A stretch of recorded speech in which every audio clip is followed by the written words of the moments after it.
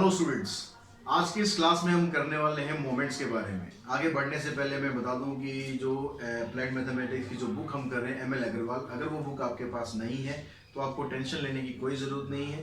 Telegram पर हमारा अपना चैनल है गॉड क्लासेस के नाम से ही, तो उसको आप जाके सब्सक्राइब करें, उसको फॉलो करें। तो उसमें पूरी बुक धीरे धीरे करके मैं चैप्टर वाइज अपलोड कर रहा हूँ। तो उसमें साथ ही साथ हम धीरे धीरे उसमें जो भी अप्लाइड मैथमेटिक्स का कंटेंट है वो अपलोड करने की कोशिश करेंगे। तो आप उसको भी ज़रूर देखें। उसका जो लिंक है वो आपको डिस्क्रिप्शन बॉक्स में दिया गया है। तो मोमेंट्स के बारे में जब बात करते हैं, मोमेंट्स भी स्टेट्स में एक इंपॉर्टेंट रोल प्ले करता है। मोमेंट्स का जो काम क्या होता है वो क्या करता है, जो फ्रीक्वेंसी डिस्ट्रीब्यूशन की जो शेप होती है उस शेप के बारे में मेजरमेंट करता है कि शेप किस तरह की है। उसमें दो इंपॉर्टेंट कैरेक्टरिस्टिक्स होती हैं जिससे हम फ्रीक्वेंसी डिस्ट्रीब्यूशन कर्व को मेजर करते हैं। एक होता है स्क्यूनेस और एक होता है कर्टोसिस। अब इसके ये हो सकता है वर्ड्स आपने पहले ना सुने हो, तो इसके बारे में डिटेल में हम बाद में बात करेंगे। अभी सिर्फ मोमेंट्स के बारे में बात करते हैं। मोमेंट्स को जब हम निकालते हैं, मोमेंट्स अबाउट मीन, उसको हम बोलते हैं सेंट्रल मोमेंट। अब मोमेंट को नॉर्मली हम डिनोट करते हैं म्यू से। तो इसमें भी अनग्रुप डाटा और जो ग्रुप डाटा होता है उसके लिए फार्मूला करते हैं हम। जैसे फार्मूला कोई ज़्यादा मुश्किल नहीं है, ज़्यादा ऐसा नहीं है कि अननोन फार्मूला है।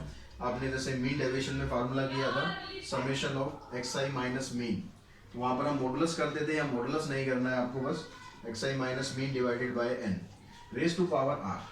तो यहाँ पर जब म्यू आर है तो वही पावर आपकी यहाँ पर आएगी। जब म्यू वन निकालेंगे तो आर की वैल्यू यहाँ वन है तो यहाँ भी वन हो जाएगी, टू होगी तो टू, थ्री होगी तो थ्री। जैसा भी मोमेंट आपसे पूछा जाएगा उस तरीके से आप यहाँ पर वैल्यू पुट कर देंगे। सेम ऐसे जब आप यहाँ पर ग्रुप डाटा लेते हैं तो ग्रुप डाटा में एफ आई से आपको इसको मल्टीप्लाई और करना होता है, बाकी फार्मूला उसका सेम रहता है। अब जब यहाँ पर आप निकालेंगे किसी भी फ्रीक्वेंसी में, जब भी आप म्यू जीरो निकालेंगे, म्यू जीरो मतलब सेंट्रल मोमेंट अबाउट जीरो, तो उसमें क्या होगा, आप हर एक केस में उसकी वैल्यू वन के बराबर ही आएगी। क्यों वन के बराबर आएगी, उसका रीज़न होता है क्योंकि जब आप यहाँ जीरो पुट करते हैं तो उसकी पावर भी जीरो होगी। इसको आप सिंप्लीफाई करेंगे तो ये तो पूरा वन हो गया। तो समेशन ऑफ एफ आई, नीचे भी summation of F I, same चीज़ आगे कट के रह जाएगा वन।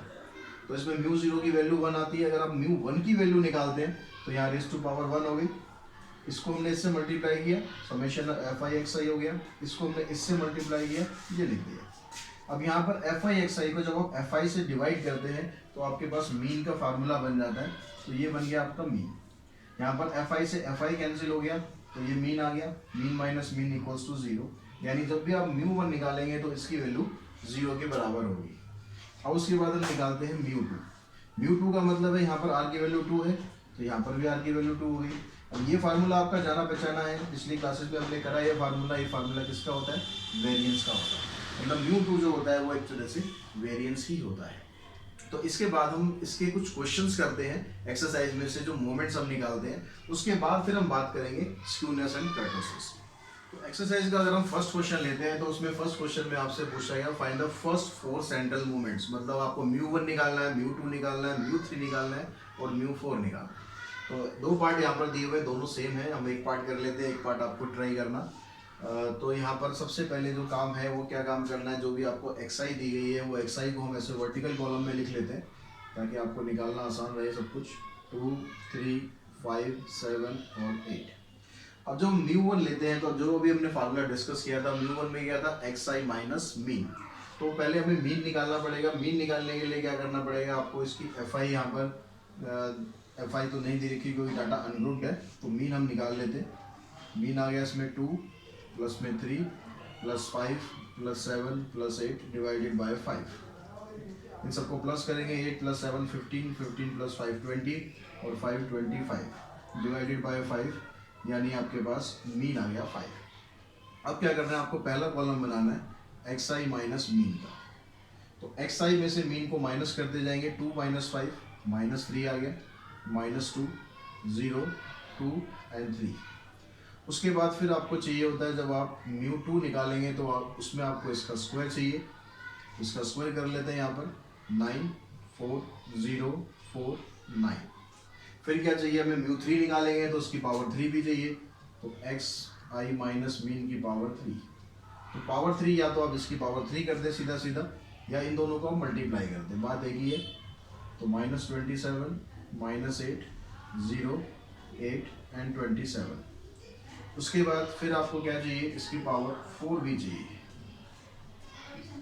4 पावर करने के लिए या तो आप इसको और इसको मल्टीप्लाई कर दो या स्क्वायर सेकंड वाले का स्क्वायर कर दो।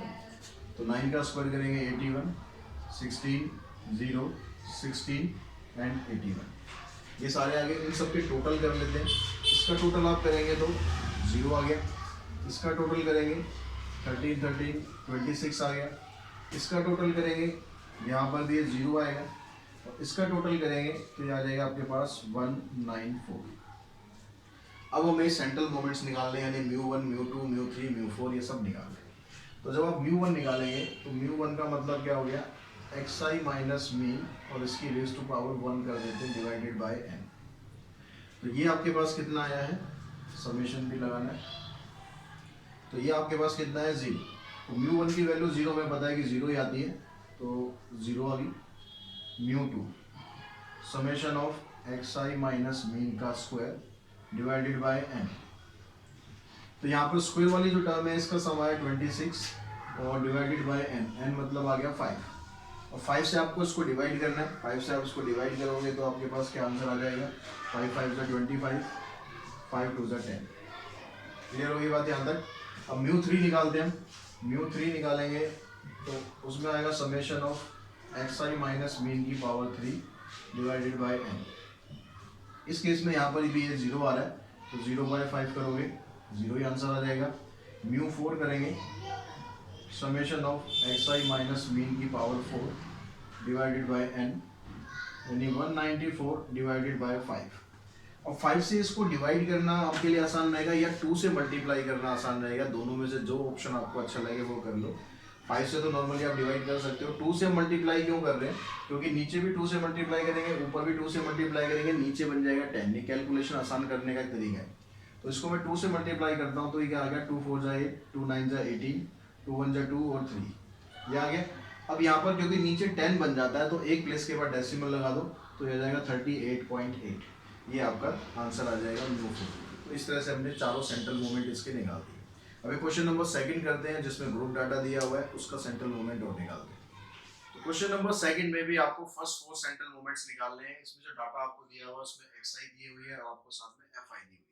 तो चाहे xi दी हो या fi दी हो या खाली xi दी हो, सबसे पहला काम आपको क्या करना है, आपको इसका मीन फाइंड कर लेना है। अब मीन फाइंड करने के लिए यहाँ पर तरीका क्या रहेगा, यहाँ पर आपको पहले निकालना पड़ेगा xi fi, यानी इन दोनों को मल्टीप्लाई करेंगे, 4 3 = 12, 15, 35, 36, 66 एंड 36। इसका टोटल हम करेंगे तो इसका टोटल आपका आ जाएगा 200, और इसका टोटल आप करेंगे fi का, fi का टोटल आपको दिया हुआ है 25। तो यहाँ से हम मीन निकालेंगे, तो मीन का फार्मूला लगाएंगे, summation of fi xi divided by summation of fi, यानी आ जाएगा 200/25। तो मीन तो आ गया आपका 8। अब मीन 8 निकालने के बाद फिर आगे क्या करना है आपको, वही xi में, जैसे पिछले क्वेश्चन में किया था, आपको xi माइनस मीन निकालना है, फिर xi माइनस मीन का स्क्वायर निकालना है, फिर इसकी पावर 3 निकालनी है, और xi माइनस मीन की पावर 4 निकालनी है। ठीक है, ये सारी टर्म्स आपको निकालनी है। तो हम एक एक करके निकालते हैं। xi माइनस मीन करते हैं, तो 3 - 8 -5 आ गया, 5 - 8 करेंगे -3, 7 - 8 करेंगे -1, 9 - 8 +1, 11 - 8 12 - 8। xi माइनस मीन का स्क्वायर करना है, मतलब आपको इसका स्क्वायर करना है। इसका स्क्वायर करेंगे 25, 9 1 1 9 और 16। उसके बाद फिर इसका क्यूब करना है, तो आप इसका क्यूब कर दो, या तो -1 to 5, या इन दोनों को मल्टीप्लाई कर दो, बात एक ही रहती है। इस तरह से हमने ये निकाल दिया। xi माइनस मीन की पावर 4 करनी है, तो स्क्वायर का फिर स्क्वायर कर देना है, तो 25 का स्क्वायर करेंगे 6 2 5 आ जाएगा, 81 आ गया, 1 1 81 और 2 5 6। अब उसके बाद आपको 4 कॉलम और यहाँ पर निकालने हैं, क्योंकि अब यहाँ पर जो फार्मूला था उसमें fi को भी इससे मल्टीप्लाई करना है। तो अब हम यहाँ पर निकालते हैं fi इनटू में xi माइनस मीन, फिर उसके बाद निकालेंगे fi इनटू में xi माइनस मीन का स्क्वायर, फिर आपको निकालना है fi इनटू में xi माइनस मीन की पावर 3, फिर निकालना है fi इनटू में xi माइनस मीन की पावर 4। ठीक है, क्वेश्चन में थोड़ा कैलकुलेशन लंबी हो जाएगी, वो ज्यादा कुछ नहीं है, निकालना आसान है और जरूरी नहीं कि आपसे सारे के सारे पूछे जाएंगे, जितना पूछा जाए आपको उतना बताना है। तो एफ आई आपके पास ये है, इससे आपको इसको मल्टीप्लाई करना है। पहले ये आ गया 20, फिर इसको इससे करना है -9 -5 +4 और 6 3 जा 18, 4 3 जा 12। ध्यान से करना, गलती होने के चांसेस हो जाते हैं। इसका टोटल कर लेंगे, इसका टोटल आपका आ जाएगा 0। ठीक है, कैसे देखो 29 प्लस में 5 34 हो गया, इन सबको ऐड करोगे 34, ये 0 आ जाएगा। एफ आई को उसके बाद मल्टीप्लाई करना है आपको इससे। एफ आई आपके पास ये है 24 इंटू 4, 25 इंटू 4 100, 9 3 जा 27, 5 फिर 4 5 4, उसके बाद 9 6 जा 54 और 16 3 जा 48। इसका अगर आप टोटल करेंगे तो इसका टोटल आएगा आपका 238। चेक कर लेना कहीं गलत ना हो, वैसे तो मैंने ठीक किया हुआ है, फिर भी आप एक चेक कर लेना। अब उसके बाद करना है एफ आई को मल्टीप्लाई करना है इससे। तो 125 को जब आप 4 से मल्टीप्लाई करेंगे तो ये आ जाएगा 500। उसके बाद फिर 3 को मल्टीप्लाई करना है 27 से 81, 5 को -1 से, 4 को +1 से, फिर 6 को 27 से मल्टीप्लाई करेंगे तो ये बन गया आपका 6 7 जा 42, 6 2 जा 12 +4 16। फिर 3 को इससे करना है, 3 4 जा 12, 3 6 जा 18 और 1 19। इसका अगर आप टोटल करेंगे तो इसका टोटल आपका आ जाएगा 228,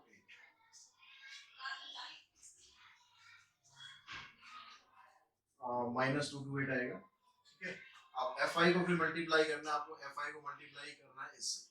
तो 625 को जब आप 4 से मल्टीप्लाई करेंगे तो ये आ जाएगा 2500।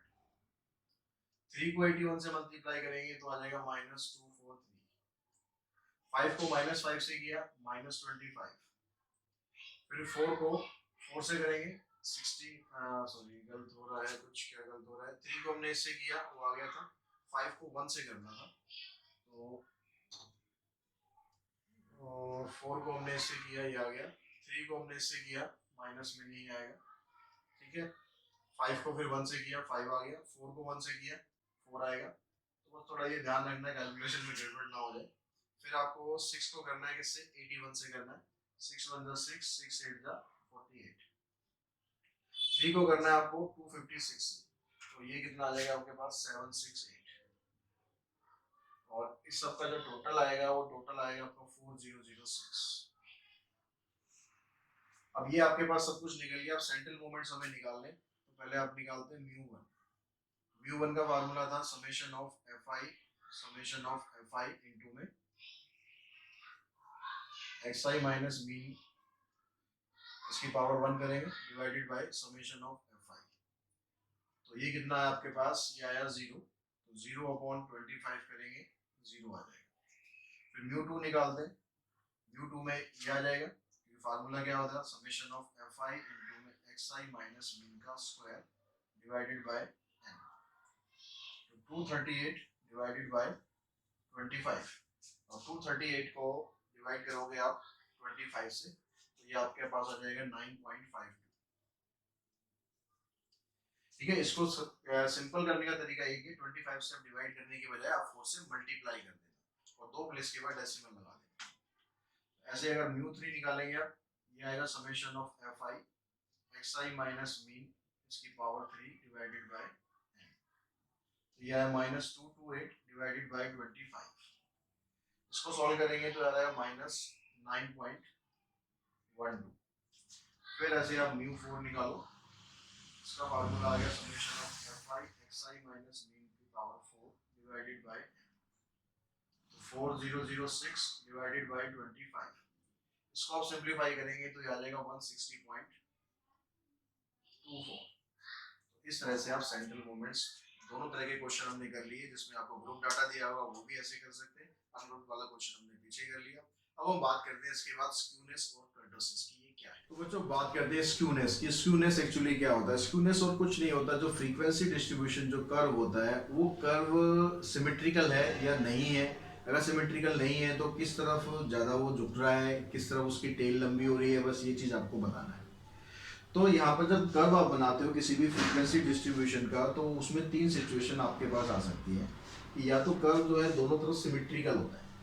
अगर दोनों तरफ सिमेट्रिकल होता है तो उसको हम बोलते हैं भाई सिमेट्रिकल कर्व है। इस केस में क्या होता है, मीन, मीडियन और मॉड तीनों आपस में इक्वल होते हैं। अब ये वाला कर्व आप देख रहे हो, तो इस कर्व में क्या हो रहा है कि इसकी जो टेल है ये इस तरफ थोड़ी सी लंबी हो रही है। तो ये इस तरफ थोड़ी सी लंबी हो रही है, मतलब इसको हम बोलते हैं कि पॉजिटिवली स्क्यू है। ठीक है, इसमें पॉजिटिवली स्क्यूनेस है, पॉजिटिव स्क्यूनेस। मतलब पॉजिटिव स्क्यूनेस होता है उस केस में क्या होता है कि जो मॉड और मीडियन, इन दोनों से बड़ा हमेशा मीन होता है। Mean is greater than median and mod. लेकिन अगर उल्टा इसमें प्रोसेस हो जाए, उल्टा हो जाए कि मीन जो है वो मीडियन और मॉड से छोटा हो जाए, तो उसमें आप देखोगे जो इसका आप कर्व बनाओगे तो जो इसमें टेल है ये इस साइड नेगेटिवली साइड, एक्स की जो नेगेटिवली साइड होती है उस साइड ये टेल लंबी हो जाएगी।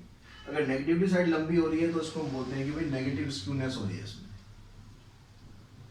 Negative skewness. तो ऐसा कुछ बिल्कुल अलग चीज नहीं है, बहुत सिंपल चीज है, बस आपको ध्यान रखना है कि क्या आपसे पूछा गया है। स्क्यूनेस अगर पूछी गई है तो यहाँ पर आप मीन, मीडियन, मॉड की हेल्प से भी बता सकते हैं। अब इसको मेजर करने के भी आपके पास तरीके होते हैं, दो तरीके होते हैं। एक होता है एब्सोल्यूट मेजर ऑफ स्क्यूनेस, एक होता है relative measure of skewness. Absolute measure of skewness यहाँ पर मैं आपको बता रहा हूँ, लेकिन इसको हम यूज ज़्यादा नहीं करते हैं क्योंकि इसके कुछ लिमिटेशंस होती हैं। आपके जो सिलेबस है उसमें रिलेटिव मेजर ऑफ स्क्यूनेस के बारे में ही आपसे पूछा गया है। तो एब्सोल्यूट मेजर ऑफ स्क्यूनेस जब आप निकालते हैं तो उसमें आप मीन माइनस मॉड ये आप निकालते हैं। मीन में से मॉड को माइनस करें या मीन में से मीडियन को माइनस करें। अगर यहाँ पर ये जो स्क्यूनेस है पॉजिटिव कब होती है, जब मीन जो है मॉड या मीडियन से बड़ा होता है, वो ऑलरेडी हम यहाँ पर भी देख चुके हैं। अगर मीन छोटा हो जाता है मॉड या मीडियन से तो स्क्यूनेस उसकी नेगेटिव साइड हो रही है, मतलब उसकी जो टेल है वो नेगेटिव साइड लंबी होती जाएगी। ठीक है, उसकी जो पूंछ है वो बढ़ती जाएगी नेगेटिव साइड। अगर पॉजिटिव है तो उसकी पूंछ पॉजिटिवली साइड बढ़ती जाएगी, बढ़ती जाएगी।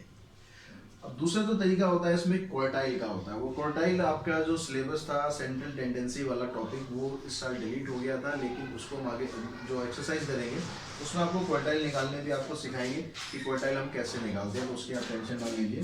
तो दूसरा जो तरीका होता है स्क्यूनेस का वो क्वार्टाइल से होता है। अगर यहाँ पर Q3 minus Q2 greater than होता है Q2 माइनस Q1 के, तो स्क्यूनेस उसमें पॉजिटिव होती है, और अगर ये उल्टा हो जाता है तो उसमें स्क्यूनेस नेगेटिव हो जाती है। तो दूसरा जो तरीका होता है रिलेटिव मेजर ऑफ स्क्यूनेस का, उसके बारे में बात करते हैं डिटेल में, क्योंकि वही आपसे सिलेबस में पूछे गए हैं।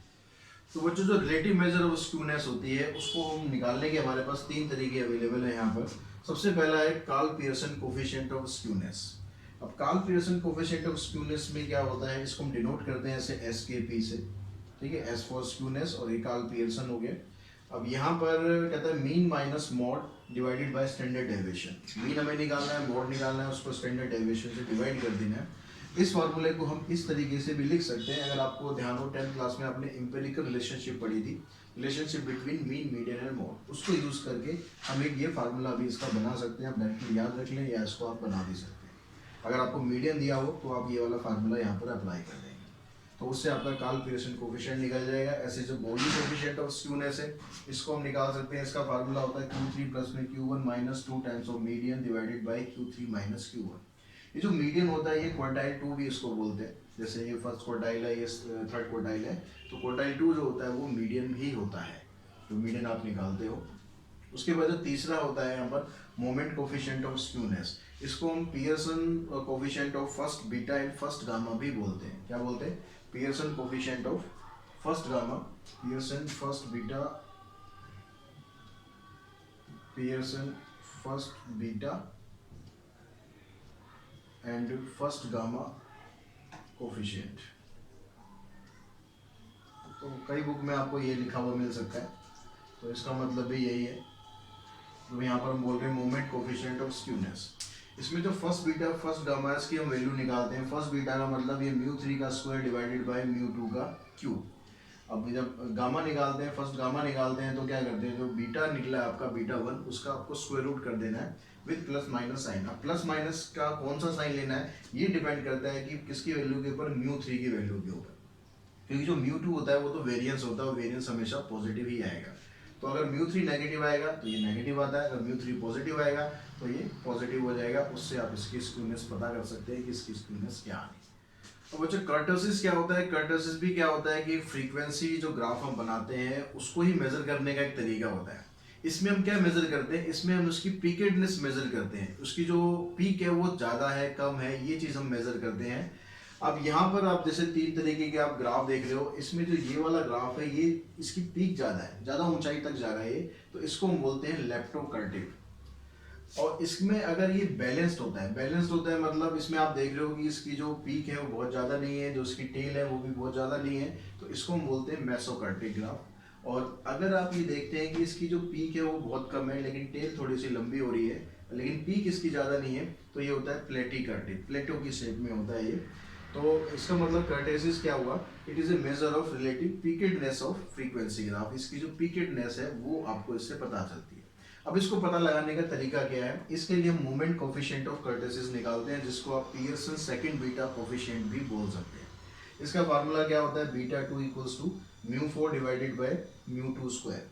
ये सेंट्रल मोमेंट्स है, हमने स्टार्टिंग में करे थे, म्यू 4 की वैल्यू भी निकाली थी हमने, म्यू 2 की वैल्यू भी निकाली थी, तो वही वैल्यू आपको यहाँ पर फोर्थ सेंट्रल मोमेंट और सेकंड सेंट्रल मोमेंट निकालना है।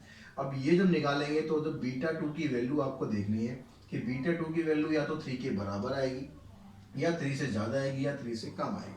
अगर बीटा 2 की वैल्यू 3 के बराबर आती है तो कर्व नॉर्मल है, नॉर्मल कर्व मतलब मेसोकर्टिक है, तो ये आप यहाँ पर लिख देंगे जो कर्व है इसका ये मेसोकर्टिक है। अगर बीटा 2 की वैल्यू 3 से ज़्यादा है तो कर्व इज मोर पीक्ड, यानी जो उसकी जो पीक है वो ज़्यादा है, पीक जब ज़्यादा होती है तो उसको बोलते हैं लेप्टोकर्टिक। और तीसरा जब केस आता है, अगर बीटा 2 की वैल्यू लेस देन 3 आएगी तो इसको बोलेंगे कर्व इज लेस पीक्ड, यानी ये प्लेटिकर्टिव है।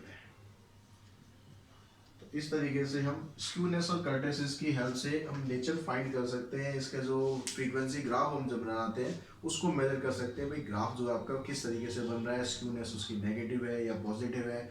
कर्टेसिस की हेल्प से हम पता लगा सकते हैं कि इसकी पीकेडनेस कितनी है, कम है या ज़्यादा है। तो अब इसके क्वेश्चन सोल्व करते हैं। सेंट्रल मूवमेंट के बाद के जो क्वेश्चन है, क्वेश्चन नंबर 3 से हम स्टार्ट करते हैं। तो बच्चों बात करते हैं क्वेश्चन नंबर 3। थर्ड क्वेश्चन में कहता है the mean mode and standard deviation of a frequency distribution are this this and this. यानी आपको मीन भी दिया हुआ है, मॉड भी दिया हुआ है, स्टैंडर्ड डेविएशन भी दिया हुआ है। यानी मीन हो गया आपके पास, ये मीन आ गया कितना 27.5 और मॉड आ गया 30 और स्टैंडर्ड डेविएशन हो गया आपके पास 7.2। अब आपको यहाँ से कैलकुलेट क्या करना है? Karl Pearson coefficient of skewness, ये आपको फाइंड करना है। तो इसका हमने फार्मूला ऑलरेडी डिस्कस कर लिया है कि इसका फार्मूला क्या होता है। जब मॉड आपको दिया होता है तो इसका फार्मूला होता है हमारे पास mean minus mode divided by standard deviation. तो मीन यहाँ पर आपको दिया हुआ है 27.5, मॉड इसमें से माइनस करेंगे डिवाइडेड बाय 7.2। 27.5 में से 30 माइनस करेंगे तो आ जाएगा आपके पास -2.5 डिवाइडेड बाय 7.2। पॉइंट के बाद दोनों में एक ही प्लेस है तो पॉइंट को तो कैंसिल कर ही सकते हो, तो -25/72 आ गया। अब इस 25 को अगर आप 72 से डिवाइड करोगे तो आपके पास आंसर आ जाएगा -0.347। ठीक है, या आप राउंड ऑफ कर दोगे, 2 डेसिमल प्लेस तक भी राउंड ऑफ कर सकते हो, तो -0.35 ये आपका आंसर आ जाएगा। ऐसे अगर नेक्स्ट क्वेश्चन देखते हैं, नेक्स्ट में क्या कहता है the mean median and standard deviation of a frequency distribution are this this and this. यानी यहाँ पर आपको क्या दिया हुआ है? मीन दिया हुआ है कितना 49 और मीडियन दिया हुआ है 45 और स्टैंडर्ड डेविएशन दिया हुआ है 23। यहाँ भी फाइंड आपको वही करना है, कार्ल पियर्सन कोफिशिएंट ही आपको यहाँ पर फाइंड करना है।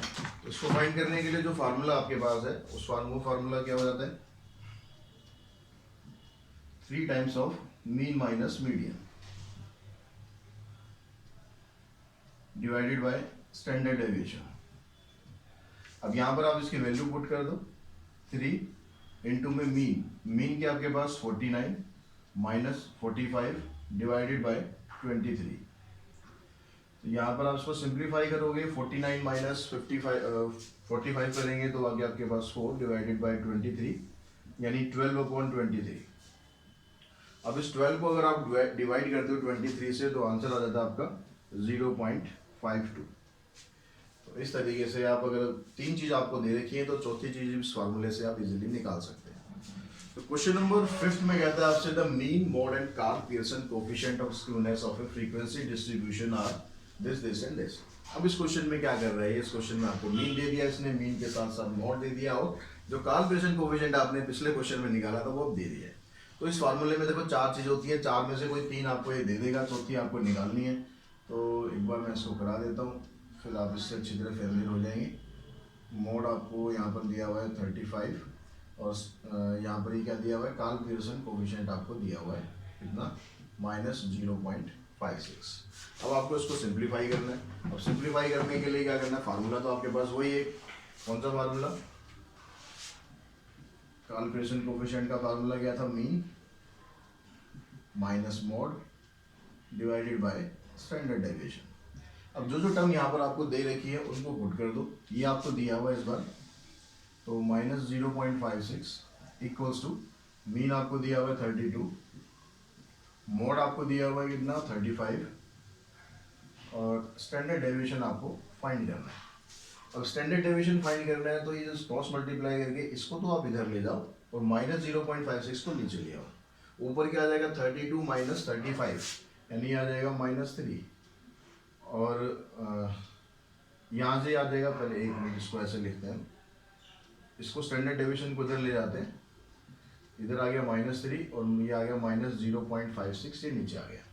तो माइनस से देखो माइनस कैंसिल हो जाएगा, इसका डेसिमल आप हटा दो तो 300 डिवाइडेड बाय 56।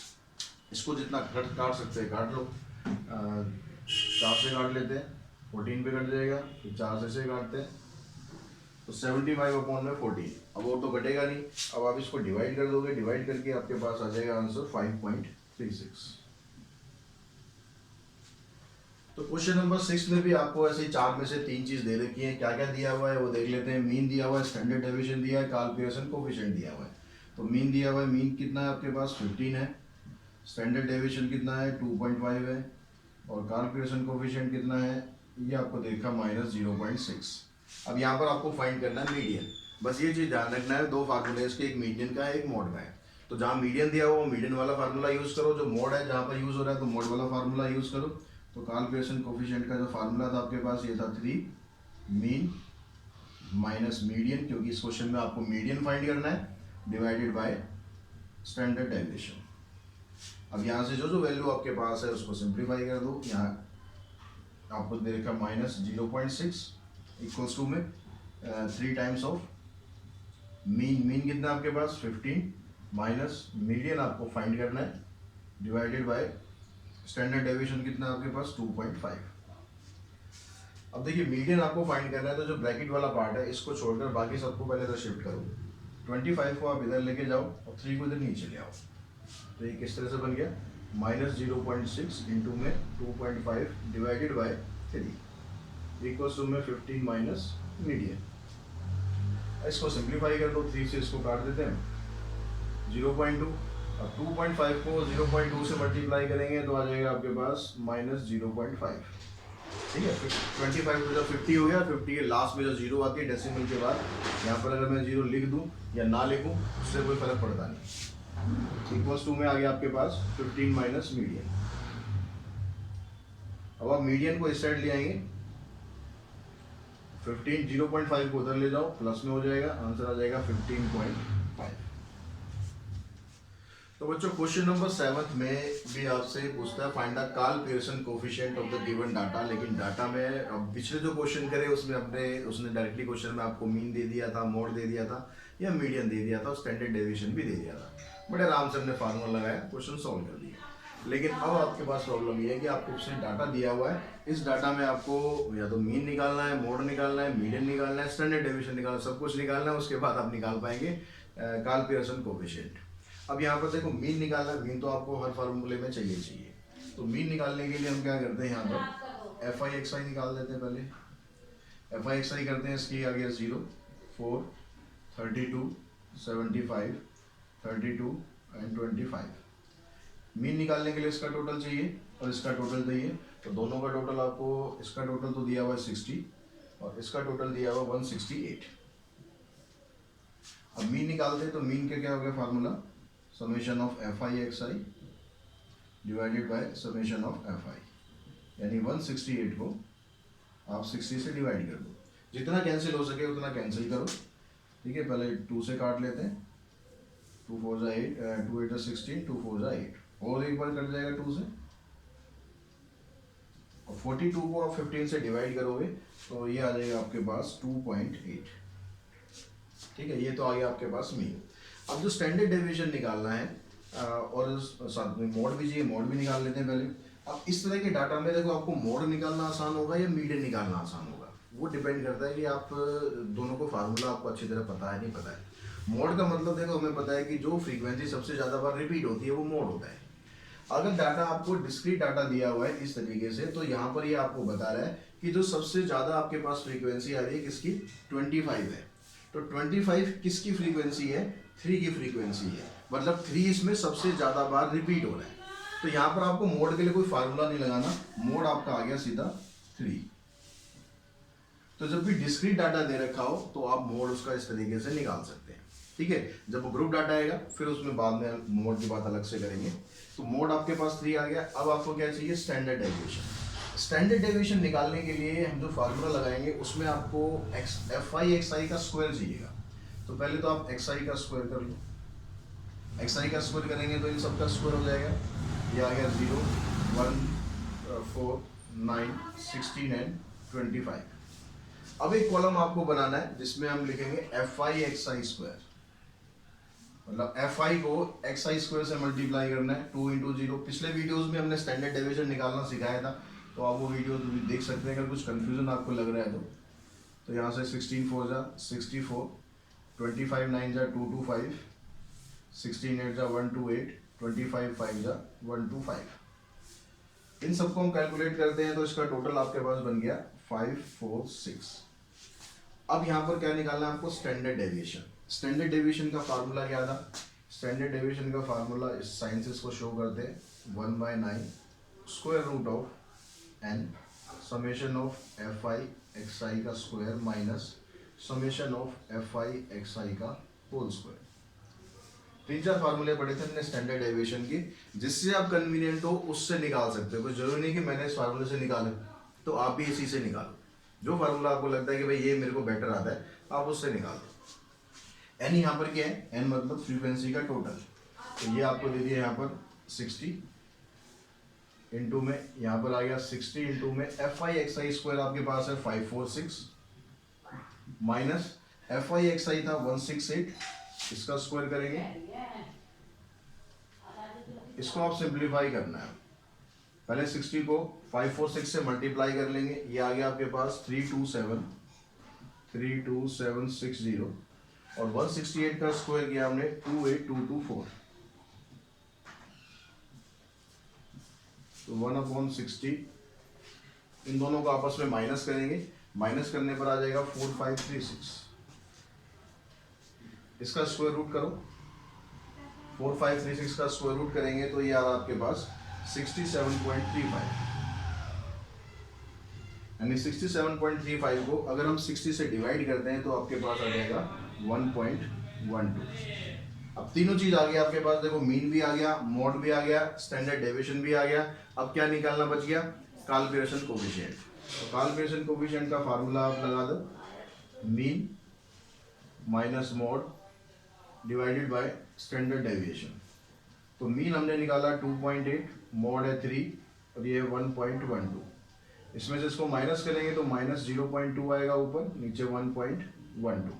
इसके जो पॉइंट है, पॉइंट को आप हटा लो पहले, यहाँ पर पॉइंट के बाद 2 टर्म्स है, तो ऊपर क्या करो आप, माइनस में तो रहेगा ही, यहाँ से भी पॉइंट को हटाएंगे तो 2 रह जाएगा, और मल्टीप्लाई कर देंगे 100 से, क्योंकि नीचे से आपने 2 प्लेस हटा दी। जैसे आप डेसिमल सॉल्व करते हो आपको आता ही होगा अच्छी तरह, नीचे आ जाएगा आपके पास 1 1 2 और 0। अब इसको आपको सिंप्लीफाई करना है, जितना कट सकता है उतना पहले काटो, काटने के बाद डिवाइड करना, डिवाइड करके आपके पास जो आंसर है इसका वो आ जाएगा -0.17। तो ये आपका कार्ल पियर्सन कोफिशिएंट आ जाएगा। तो बच्चों जैसे क्वेश्चन नंबर 7 किया था आपको, वैसे ही सेम क्वेश्चन नंबर 8 करना है। ट्राई करके देखना, कुछ प्रॉब्लम आनी नहीं चाहिए, बिल्कुल भी आएगी तो फिर उसके लिए मैं हूँ, मुझे आप बताइए अपनी प्रॉब्लम। अब क्वेश्चन नंबर 9 हम करते हैं। इसमें लगभग आपका काल्परेशन कोफिशिएंट वाला लगभग हर क्वेश्चन हो जाएगा, क्योंकि यहाँ पर आप पूछ रहे हैं आपसे कि find the correlation coefficient of given data using mode and using median. यानी आपको मॉड भी निकालना है, मीडियन भी निकालना है। मीन तो आपको निकालना ही है, दोनों फार्मूलों में से कोई भी फार्मूला आप लगाओगे। स्टैंडर्ड डेविएशन भी निकालना है, यानी बहुत कुछ यहाँ पर निकालना है। बड़े ध्यान से समझना, थोड़ा क्वेश्चन लेंदी है, लेकिन जरूरी नहीं है कि आपके एग्जाम में दोनों चीज़ों से आए, एक चीज़ से आ सकता है कि यूजिंग मॉड या यूजिंग मीडियन। तो यहाँ पर हम करते हैं, सबसे पहले हम क्या करते हैं, मीन निकालना है, तो मीन पहले निकाल लेते हैं। तो मीन अब निकालने के लिए यहाँ पर देखो डाटा थोड़ा सा बड़ा हो रहा है। डाटा थोड़ा सा बड़ा हो रहा है तो हम यहाँ पर शॉर्टकट वाला फार्मूला यूज करेंगे मीन का, क्योंकि वही फार्मूला आपको स्टैंडर्ड डेविएशन में भी यूज करना पड़ेगा। तो हम शॉर्टकट वाला फार्मूला करने के लिए सबसे पहला काम तो क्या है, एक्सआई निकालना है। तो एक्सआई हम निकालते हैं पहले इसकी। एक्सआई इसकी 5 और 15 की 20 आ गई। एक्सआई तो सबको निकालनी आती है ही। उसके बाद फिर यहाँ 30, 40, 50, 60, 20 के बाद यहाँ पर आ गई, सॉरी एक्सआई गलत होगी, पहले एक्सआई 10 आएगी। तो एक्सआई पहले इसकी आ गई 10, 20, 30, 40, 50 एंड 60। ये सब की एक्सआई आ गई, ठीक है। Lower limit plus upper limit divided by 2 अगर फार्मूले से निकालते हैं तो। अब हमें यहाँ पर क्या करना होता है, अगर हम शॉर्टकट फार्मूला लगा रहे हैं तो हमें पहले एक एज्यूम मीन करना होता है। वो एज्यूम मीन आप कुछ भी कर सकते हो। यहाँ पर क्योंकि डाटा में 6 टर्म है तो कोई बीच की एक टर्म तो हो नहीं सकती, तो हम ए को मान लेते हैं कि भाई ये हमारा ए है। एज्यूम मीन हमारा 30 है। अब उसके बाद क्या करना है आपको यहाँ पर निकालना है टी आई, ठीक है। टी आई में क्या मतलब क्या था, टी आई की वैल्यू कैसे निकाल रहे हैं, x I minus A divided by H. तो एच कितना है आपके पास, यहाँ पर 10 है। तो इसका मैंने आपको तरीका बताया था कि आपको हर एक कैलकुलेट करने की जरूरत नहीं है, बस यहाँ पर जो गैप है आपका वो सेम होना चाहिए। तो टी आई क्या आता है, इसके सामने जो आपने ए लिया है उसके सामने हमेशा 0 आएगी, इसके ऊपर -1 आएगी, -2 आएगी, नीचे +1, +2, +3, इस तरह से हमेशा चलती है। अब उसके बाद कॉलम चाहिए आपको एफ आई टी आई का। तो एफ आई टी आई का निकालेंगे, यानी दोनों को मल्टीप्लाई कर लेते हैं। -12, -11, 0, 23, 28 और 15। अब आपको इसका टोटल चाहिए। अब इसका टोटल आप करोगे तो यहाँ से देखो ये -12, -11, -23 हो रहा है, ये +23 हमारे पास है, ये तो खत्म हो गया। रहेगा क्या, बस ये दोनों रह गए, इनका टोटल कर दो। 8, 5, 13, 2, 3 और 1, 4। तो इसका टोटल आ गया 43। तो मीन का जो फार्मूला था हमारे पास, मीन का फार्मूला क्या था, ए प्लस में summation of F I T I divided by summation of F I into में एच। तो ये फार्मूला अगर यहाँ अप्लाई करते हैं तो ए की तो हमारे पास 30 है, एफ आई टी आई हमारे पास आ गया 43। एफ आई कितना है, एफ आई का जो टोटल है वो आपके पास है इसमें 80, ये 80 दिया हुआ है, इंटू में एच। एच कितना है यहाँ पर 10, तो इसको हमने यहाँ से कैंसिल किया। तो 30 प्लस में 43 को अगर आप 8 से डिवाइड करते हो तो ये आता है आपके पास 5.375, तो यानी ये आ गया 35.375। ये तो आ गया आपका मीन। एक काम खत्म हुआ। अब उसके बाद क्या निकालना है आपको, मीडियन निकालना है और स्टैंडर्ड डेविएशन भी निकालना है, मोड भी निकालना है, सब चीज़ निकालनी है भाई। तो मोड हम यहाँ पर पहले निकाल रहे हैं, क्योंकि मोड को निकालने के लिए आपको और कुछ नहीं चाहिएगा। मोड को निकालने के लिए सिर्फ आपके पास ये 2 कॉलम होने चाहिए, ठीक है, ये दोनों कॉलम होने चाहिए बस, बाकी किसी की हमें ज़रूरत नहीं है। तो मोड हम निकालते हैं। तो मोड का क्या बन जाएगा फार्मूला, मोड का फार्मूला आपको याद हो, 10th क्लास में भी आपने पढ़ा है। क्या फार्मूला होता है, L प्लस में F1 minus F0 divided by 2F1 minus F0 minus F2 into में H। अब ये सारी चीज़ें कहाँ से निकलती हैं, इन सब चीज़ों के लिए आपको पहले निकालनी होती है मॉडल क्लास। मॉडल क्लास क्या होती है, मॉडल क्लास, मॉडल क्लास वो क्लास होती है, वो क्लास इंटरवल होता है जिसकी फ्रीक्वेंसी सबसे ज़्यादा आती है। तो फ्रीक्वेंसी सबसे ज़्यादा किसकी है, इसकी फ्रीक्वेंसी सबसे ज़्यादा है, तो ये आपकी मॉडल क्लास है। क्या है, 35 से 45।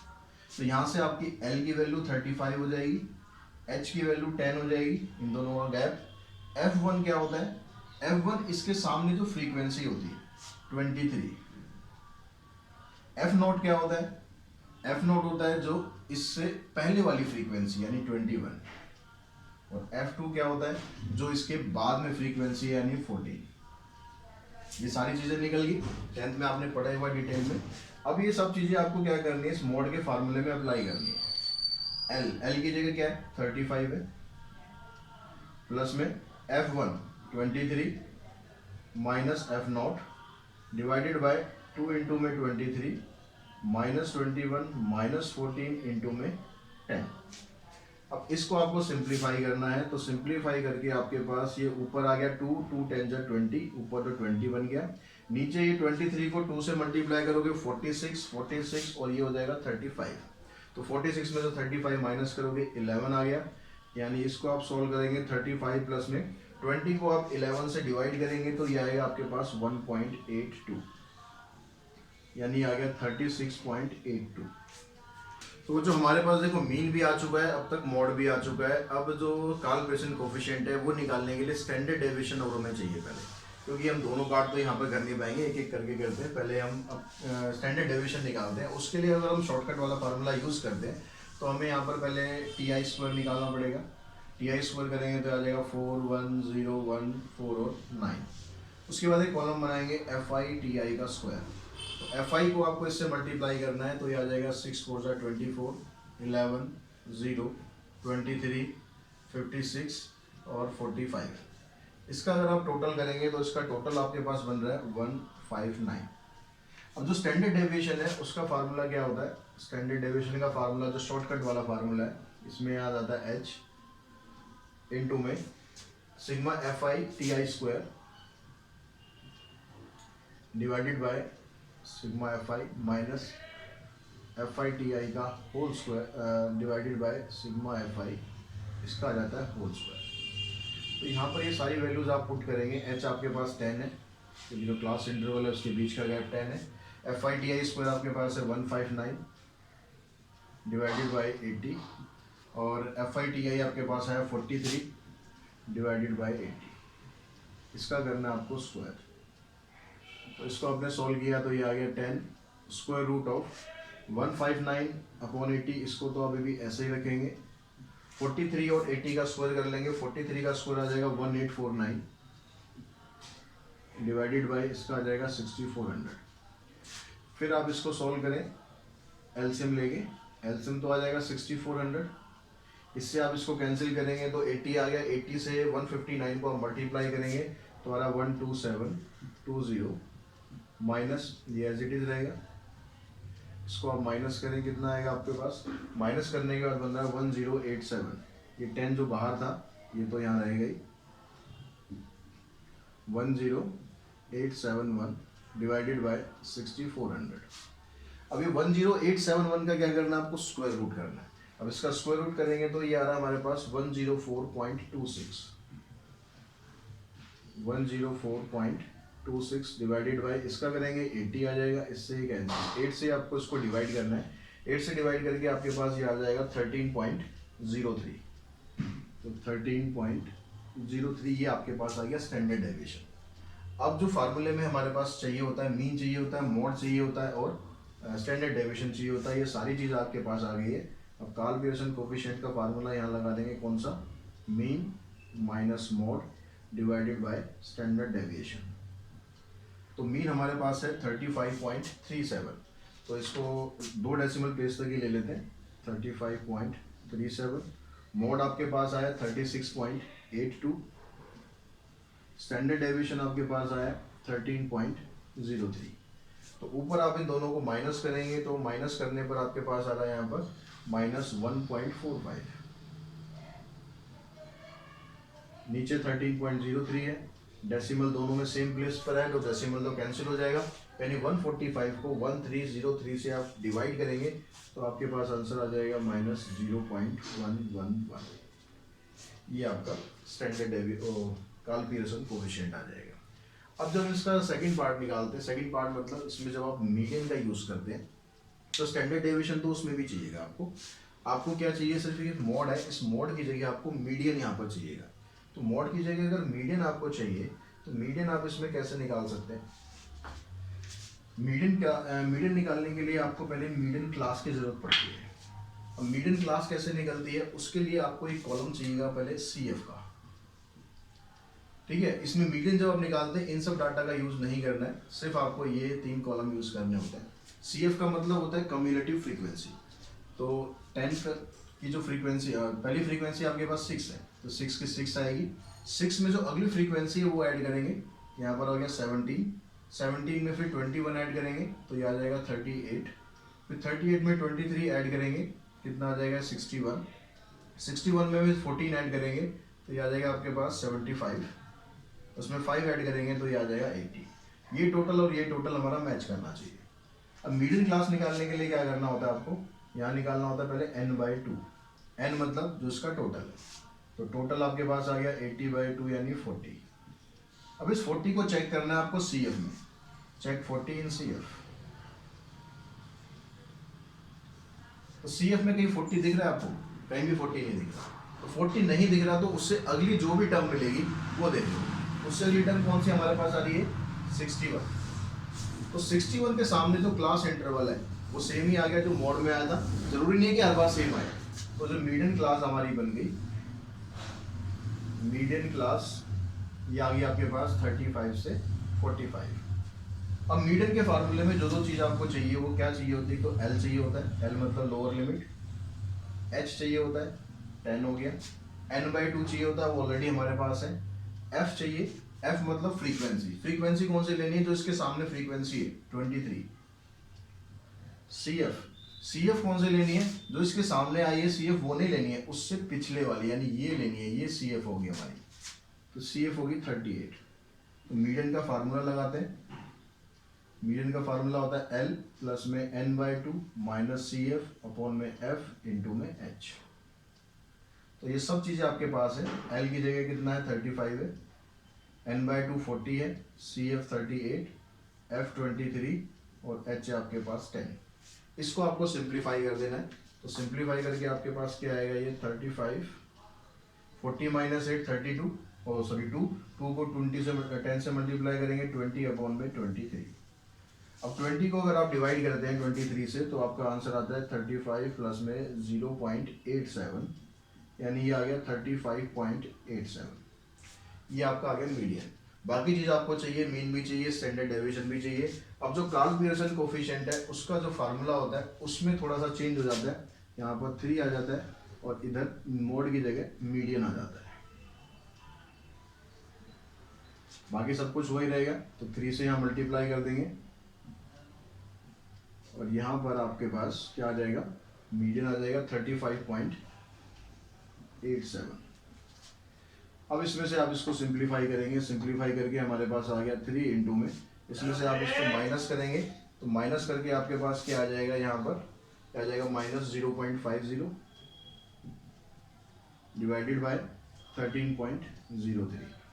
इससे आप इसको मल्टीप्लाई कर लेंगे, मल्टीप्लाई करके आपके पास आ जाएगा -1.50 डिवाइडेड बाय 13.03, फिर -1.50 को डिवाइड करोगे आप 1303 से तो आपका आंसर आ जाएगा -0.115। तो इस तरह से ये क्वेश्चन हम कंप्लीट कर लेते हैं, बाकी के क्वेश्चन इसके नेक्स्ट पार्ट में कंडक्ट करते हैं।